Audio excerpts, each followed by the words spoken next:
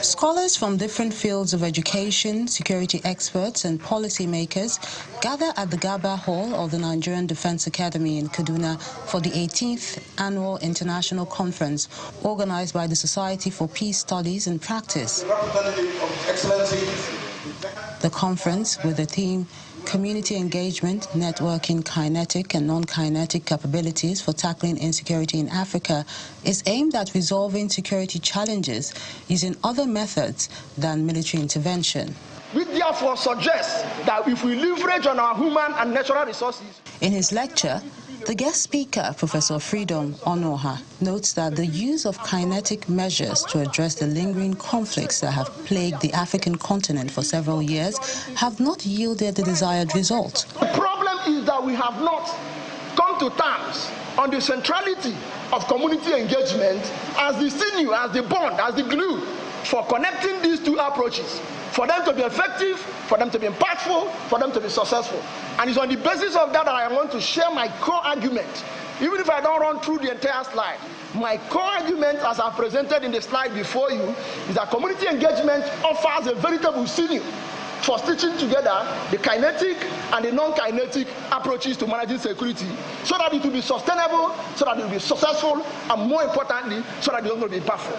Supporting this approach in fighting insecurity, the former Chief of Defense Staff, General Martins Luther Agwai, warns of a looming wave of insecurity in the country and West Africa if the prevailing poverty, unemployment, and state of hopelessness amongst the youth is not urgently addressed by the government and regional bodies. The youth will help you because they have energy, they have everything to do. They will help you to do what is right, and they will also help you to do what is wrong, depending on the way you use the youth. You can see the degree of what unemployment and poverty can bring. Represented by his Commissioner for Information and Internal Security, the Governor of Borno State shares his state's community engagement model for tackling the Boko Haram insurgency.